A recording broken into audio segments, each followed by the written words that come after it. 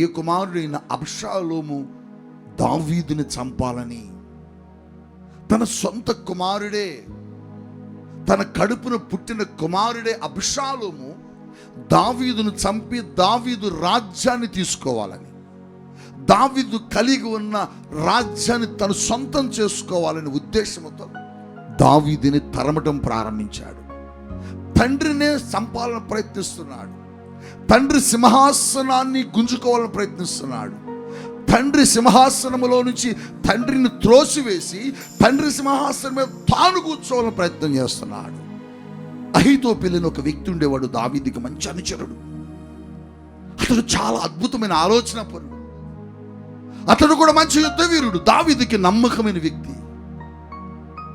కానీ అహీతోపెలి కూడా ఆ రోజున దావీదును విడిచిపెట్టి అబ్షాలోము పక్షాన చేరాడు.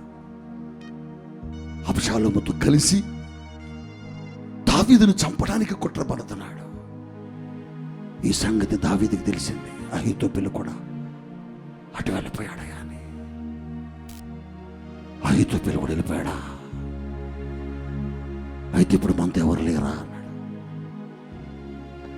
తనతో ఉన్న సైన్యం చెప్తున్నారు, ఎవరు లేరయ్యా మనతో, మన పక్షాన్ని యుద్ధం చేసేవారు ఎవరు లేరా? ఎవరు లేరయ్యా. అప్పుడు మోకరించాడు, అయ్యా నేను నమ్ముకున్న అహీతోపెలి కూడా వెళ్ళిపోయాడయ్యా. నా కొడుకు పక్షాన చేరాడు. నా కొడుకు పక్షాన చేరి నన్ను చంపడానికి ప్రయత్నాలు చేస్తున్నాడయ్యా. దుఃఖంతో వేదనతో మాట్లాడుతున్నాడు. అహీతోపెలు అబ్షాలోము దగ్గరకు వచ్చి అన్నాడు. అహీతోపెలు అబ్షాలోము దగ్గరకు వచ్చి అన్నాడు, అబ్షాలోము, సమూయేలు 2వ గ్రంథం 17వ అధ్యాయంలో అబ్షాలోముతో అహీతోపెలు ఏం చెబుతున్నాడు ఒక మాట చదవండి. అబ్షాలోము అహీతోపెలు చెబుతున్న మాట 2 సమూయేలు 17వ అధ్యాయం 1వ వచనం నుండి చదవండి. చదువు బిడ్డ. దావీదు అలసట నొంది బలహీనుడిగా ఉన్నాడు గనుక.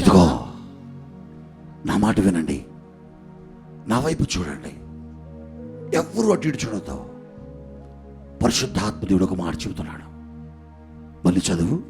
దావీదు అలసట నొంది బలహీనుడిగా ఉన్నాడు గనుక నేను అతని మీద పడి. లిసన్ నాకెళ్ళి చూడండి. అబ్షాలోముతో అహీతోపెలు మాట్లాడుతున్న మాటలో దావీదు అలసట నుండి బలహీనముగా ఉన్నాడు గనుక. శత్రువు ఎప్పుడు నీ మీద దాడి చేయడానికి ప్రయత్నిస్తాడంటే, శత్రువు ఎప్పుడు నిన్ను కబలించడానికి ప్రయత్నిస్తాడంటే, అపవాది నిన్ను ఎప్పుడు ముట్టడానికి ప్రయత్నిస్తాడంటే, నువ్వు బలహీనుడు అయినప్పుడు. ఆత్మీయంగా నువ్వు ఎప్పుడైతే బలహీనుడు అవుతావో, ప్రార్థనలు నువ్వు ఎప్పుడు బలహీనుడు అవుతావో, ఆధ్యాత్మికంగా నువ్వు ఎప్పుడు బలహీనుడు అవుతావో, శత్రువు తన ప్రణాళికలు నీ మీద రూపొందించడం ప్రారంభిస్తాడు. దావీదు ఎప్పుడైతే బలహీనుడయ్యాడో శరీరంలో, శత్రువు దావీదుని మట్టు పెట్టడం కొరకు ప్రయత్నాలు చేయటం ప్రారంభించాడు.